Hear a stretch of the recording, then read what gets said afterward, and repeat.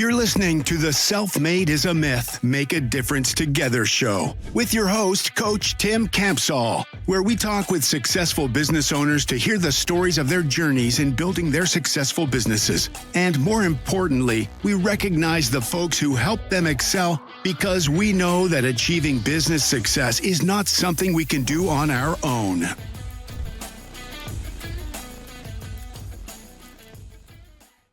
Hello, everyone. This is Coach Tim Campsall, and I'm excited to have a fellow business owner from Indiana with us today. Something unique about my guest is that she plays a pump-up playlist every morning on her way to work. In her downtime, she enjoys making memories with her family, including spending time at the pool. And she's most proud of being recognized as an IBJ 40 Under 40 recipient, which she's dreamed about since her 20s. So we're going to have her tell us a little bit about that here in a minute. It's my pleasure to welcome Rachael to the show today. Hi, Rachael. Hi, Tim. Thank you so much for having me on. Well, hey, let's start with having you introduce yourself. Tell us your name and a bit of your personal story, like where you were born and live, and about your family and hobbies. Sure. So, Rachael Coverdale. I grew up in Greenwood, Indiana, and kind of an interesting fact, I was a competitive figure skater my whole life and never went to a full day of school until I went to high school because I was training. And yeah, so did that, and then I went to Purdue, graduated, stayed around in Indiana, was always in the marketing, business development world, was always loved the strategy and relationship building part of what I did. And it was always in the back of my mind to start my own company. And I was working at an agency I loved and had a potential client that, said, "Hey, have you ever thought about starting your own company?" Well, it had always been in the back of my mind, and she was an executive director at a local nonprofit, and she said, "Hey, I'd be your first client if you ever started your own company." And that was 9 years ago. So Coverdale Consulting, we're a full service marketing agency. We are known for our very long-term relationships with our clients. They look to us for both marketing strategy and execution, and that typically includes a very comprehensive approach to working with our clients where we're doing, email campaigns, social media, digital advertising, PR, design, web, the whole realm of marketing services. And yeah, they really, our client relationships are several years, and they really look to us to tie in marketing to support their overall company goals, and we love that. So That's awesome. You mentioned, or I mentioned in your introduction that you like to make memories with your family. So tell us a little bit mhm. about your family and some of the hobbies that you guys do or things you enjoy doing. Yeah, so I'm married to my husband Tom, and we have boy girl 7-year-old twins. And we're very into just making memories as a family and having new experiences, trying new restaurants. And we have a pool where our kids are very active, and we're always trying something new. We went to Holiday World this summer as a family, and our kids went on roller coasters for the first time. So Fun. that was a memory for sure. Yeah. Fantastic. Well, hey, is there a funny story that your family likes to tell about you that you'd be willing to share with us today? That is a great question. I don't know. I can't think of anything specifically. They probably say that I'm clumsy.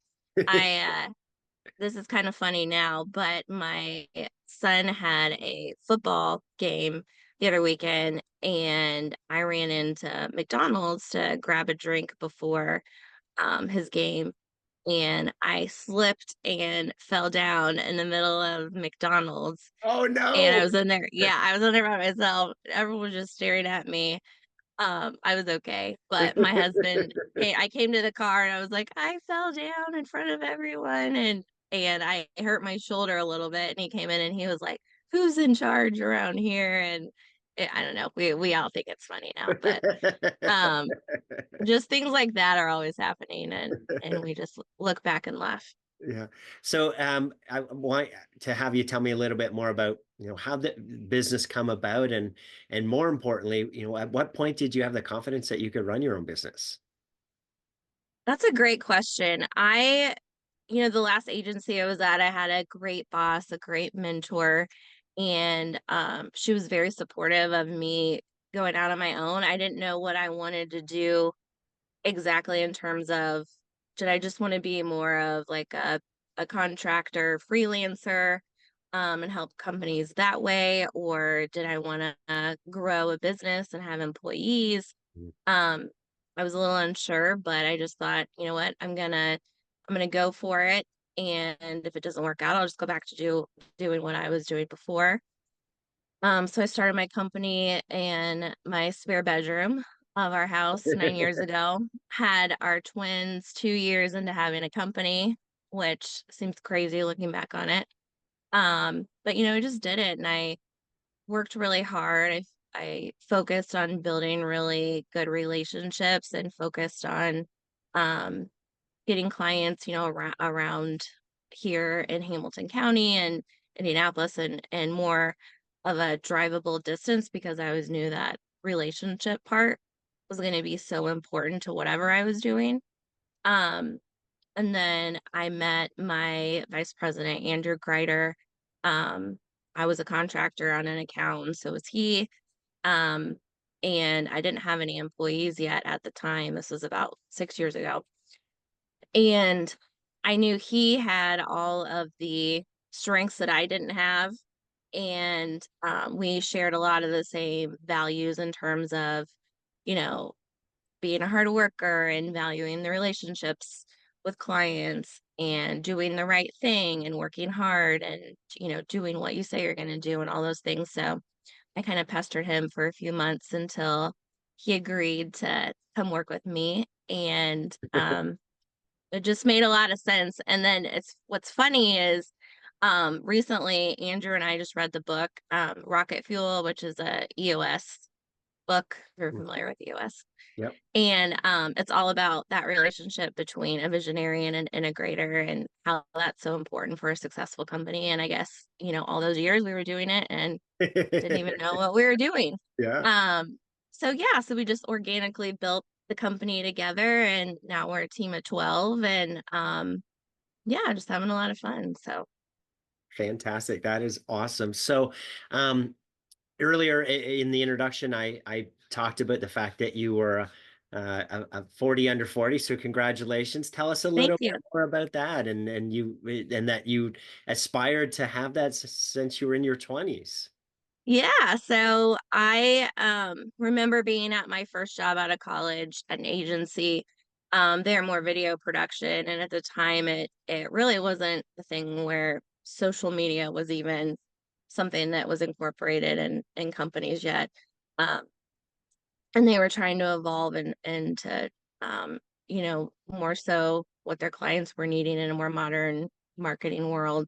Um, I was the youngest one at the company, and I remember getting that IBJ in the mail, and I'd read it every time it would come in, and every time the 40 under 40 list came out, I just thought to myself, like, that would be like the ultimate career dream, like if I ever made that list. And um it was always in the back of my mind. And a very good friend, not a client, just a friend, Brian Brenner, if you're familiar with him, he started First Persons, which became NFP. Um, but he asked if he could nominate me a couple years ago, and I was very, very honored that, just as a friend and someone who had seen my career grow, and he nominated me. And it was really cool when I got the announcement. I was in Florida with my dad and stepmom and my kids and my husband, and I got the email, so I got to celebrate Uh, with them, and it was just a really, really cool, special moment for me. Congratulations. That's awesome. So tell Thanks. us Thank you. tell us a little bit more about your company. What's the name? What do you guys do? How do you help people? Yeah, so Coverdale Consulting, we're in downtown Fishers. And we really partner with our clients to get to know them as, who are they? What are their overall company goals? What's their culture? Who's the team? What makes them unique? And the more we can know about our clients, the better we can do our job as marketers. Mm. And every client that we work with, we are doing the full comprehensive suite of marketing activities. So we're not just working with a company on social media or just, their email campaigns. We're really looking at marketing as a whole from a strategic and a creative perspective, and we're doing all the things. Mm. Sometimes they don't have a marketing team, sometimes they do, and we love working with other marketing leaders within our clients' companies. So it kind of just depends, but I would say that's the one thing is every client, what they have in common that we have, we're doing all the things when it comes to marketing. We're being strategic, we're being creative, we're bringing ideas to the table, and all of our clients have that growth mindset just like us, and they're not afraid to push the envelope on things. I love it. Rachel, Yeah. share a story where, someone pushed you or inspired you that you could do it, even though maybe you didn't think that you could, and the impact that that person had on you. That's a great question. I would say my vice president, Andrew, he, like I mentioned earlier, is kind of complements my strengths. And he is such a hard worker that he only has one speed and it's 100% all the time. And that's inspiring to me. Um, and anytime he can tell that I'm a little down or frustrated, you know, he always has the right words to say, like, hey, the Rachael Coverdale I know, you're gonna kick it into high gear and that's gonna be that. Um, so yeah, I think working with someone so closely and growing something um over the years, like you just get to know that person and what makes them motivated and having a really great line of communication. He's always pushing me for sure. That's awesome. Yeah. Hey, what's been your biggest learning as a business owner? Um, there's a lot of different ways I could probably go with that question. The boring answer is, all of the figuring out all of the administrative things that go with being a business owner, from figuring out 401k for the first time and health benefits and um, rent agreements and all of those things. And I would say um, just surrounding yourself with people that you can trust and um, in my experience, people that are local and you can actually build those relationships with a payroll company or an attorney, the people that you can trust and call on when you need the help for things that you don't know. um I would say the other thing would just be how much culture impacts a Mm, team yeah, and the work that they do and the vibe that happens when you walk into a company. And that's so, so important to me, the culture. yeah, And um, I knew it would always be important. And that's part of why I wanted to have my own company, kind of taking the things that I've loved and maybe thought could be improved from companies I've worked at and really being intentional about incorporating those things into what we do as a company. And I always say, if we have to work, we might as well have fun. yeah, So yeah. that's a motto we live by. I love that motto. Culture, you're Yeah, right. Culture is so critical in terms of, if we spend a good amount of our waking hours at work, we should enjoy, what we're doing and the atmosphere, and right, and feel like we're part of something fun that inspires and motivates us to bring our best every day. So congrats on absolutely. on figuring that out and aspiring to Thanks. be a better version of yourself and creating a great environment for others. So. Thank you. Yeah, I want to have a great time at work. And um, we have a lot of young people that work for us, and I'm really intentional about understanding who they are as people and what their strengths are, and being a flexible, 12-person company. we can say, okay, you're very passionate about the PR part. Well, let's get you some clients that are more, you know, do all the things, but also have more of maybe a PR emphasis. And I love being able to match clients with account managers and their personalities coming together. That's great whenever that works out too. Rachel, we know that business success doesn't happen in isolation. So tell us about one of your biggest challenges as a business owner and someone who came alongside you and helped you through it. I would have to say one of the biggest, most critical parts of my business growing has been working with Emily Shaw. She's at Lucian, which they're a sales and uh, business coaching um, company. Mhm. She's been with me for the last probably 7 or 8 years. And not only is it sales training, which you obviously have to have that tool um, to get clients and grow your business, especially if you're a one person company like I was in the beginning. Um, but just knowing that someone has your back and they know who you are, they know who your company is, and how I use Emily now as if I'm preparing to go into a big sales presentation or working on a big proposal. I call her and we brainstorm about um, what's the best approach and where are my blind spots. And I think it's not really just about sales, but having all of that foundational business knowledge of how do you run a good meeting? How do you, um, focus on working with different personalities? Yeah, All of those great things. That's been a huge part of my success. that's awesome. Yeah. Hmm. I'm going to put you on the spot here a little bit and ask Yeah. you to pick three people in your journey that has helped with your growth that you're most grateful for them being there to help you. Who are those three people and how they help? Good question. So I'd definitely say Emily, who I just mentioned.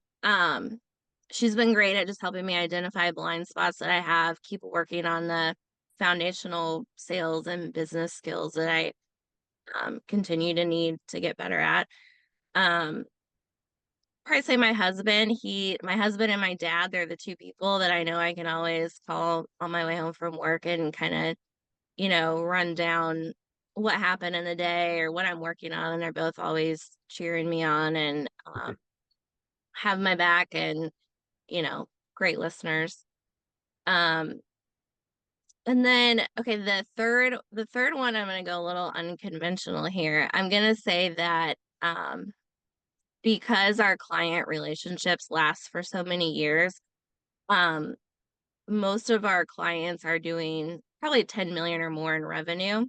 And we're working with either like the CEO or the partners or the VPs. And I have learned so many incredible business lessons just from knowing our clients so well. Um, and that's been huge for me. We get an inside peek on our clients' culture and how they do goal setting or how they grow or how they overcome challenges. And I always tell our team, like, we are so lucky that we get to learn alongside of our clients. That's fantastic. Yeah, that's awesome. Hmm. Hey, thinking about the future as we, think about the next 1 to 3 years, what's your number one priority or the biggest challenge that you're going to need to overcome to achieve your goals? Great question. I think one being in marketing is ever evolving. Um, we're always being thrown new platforms and new trends or so just not being totally stuck on this is what we do, this is what we've always done, but being open to evolving. For example, I think personal branding for high level CEOs and executive directors is important, and I think it's only going to become more important. So developing, helping our clients and other high level CEOs really develop their own personal brand and content that is very authentic and specific to them is something that I want to start offering for people. So I think, being open to adding on services if it makes sense for our clients and them having an impact. So just really being aware of what's what the trends are, where's marketing heading, where business is heading. AI has become such a huge thing Mm. lately, and how do we integrate AI into our daily lives, and how can it make us more efficient and our work for our clients even better. Yeah. So being aware of all of those things, really making sure that our team has all of the resources and the time from us to dedicate to them to grow in their roles. And then I think it's hard for companies, and where I'm at right now, like a team of 12 and a great team of clients, like how do you continue to scale that up? Mm. And for me, just making sure I have the right team and mentors and coaching. I think coaching is huge. Yeah. Um, just making sure all the right pieces are in the right place to continue to grow. So, um, yeah, and who knows, like COVID, that was a crazy, scary time for business owners. And like, if something like that were to happen again, just making sure like you take what you've learned from things like COVID and adapt, and you never know what's going to be thrown your way. So, You've mentioned adapt a few times. I love that. Because you're right. Like we don't have clarity on what's going to happen. We don't even know if the things that are successful today are going to be successful tomorrow, especially in the marketing landscape, as there's so much significant change. So, being willing to adapt and pivot and learn and implement those learnings and apply those learnings and yep, rejigger how we're going to move forward it's so important as a business owner. absolutely, for sure. So last question, Rachel. Jim Rohn said that we become the average of the 5 people that we spend the most time with. So as you think about that quote, what advice would you have for other business owners who are trying to do it on their own? I love that quote, by the way. I totally believe in that. I would say make sure that I learn best from other leaders, Hmm. kind of no matter their background or their industry. So making sure you have a great support system of other leaders that you can learn from. I think coaching is extremely important. Um, Having a mentor, and then surrounding yourself with positive people. Um, there's nothing that can hurt your motivation and your dreams more than being around a negative person. Right? Yeah, so choose who you're around wisely, and that's a huge one for me, like positive people. Tell it. I mentioned it in your introduction, but tell us a little bit more about your upbeat playlist on your drive to work. Yeah, so I think it's little hacks you can incorporate in your day that kind of just give you that extra um bump of motivation that you might need or inspiration. And one I've learned for me is I put together a pump up playlist. So when I'm, driving to Starbucks and I have a short drive to work, it's only about, I don't know, 10 or 15 minutes. But um getting in the zone, being intentional, thinking about, usually in the morning when I'm putting my makeup on and getting ready, I'm kind of looking at my calendar, thinking about what I have going on that day and kind of mentally walking through it. And then by the time I get to the car, I'm like, okay, I'm ready to take on the day, get that music going, get the coffee going. And then by the time I get to work, I'm ready to get down to business. That's awesome. There's a stat that says that the way that we spend the first 59 minutes of our day will dictate how our day's going to go. So I love that you're focusing on that intentionality and your mindset, because our mindset is 90% of whether we're going to be successful or not. So yeah. Absolutely. And I think I've tried in the past to do more like slow mornings like I'm definitely an early riser. I love to get to the office super early and get started. I know a lot of people like get up and work out and journal and have quiet time. I've tried that. It doesn't work for me. So this is my adaptation of that. I love it. That's awesome. Rachael, it sounds like you've been blessed with some incredible people in your business owner journey that have helped you along the way. If they were all on the show here today, what would you want to say to them? I would say just, thank you for always listening and giving great advice and supporting me and always believing in me. And I'm very thankful for that. And I want to pass that on to other people. So thank you. Awesome. Rachael, it's been a pleasure speaking with you today. Thanks for being on the show. Yeah, thank you. I appreciate it. Thanks for listening to the Self-Made is a Myth show. Please help spread this movement by liking and subscribing to our show and following us on Facebook and LinkedIn. To join our movement, go to bemadtogether.com. Okay, folks, that's a wrap. Please pay it forward and be sure to tune in next time to the Self-Made is a Myth podcast.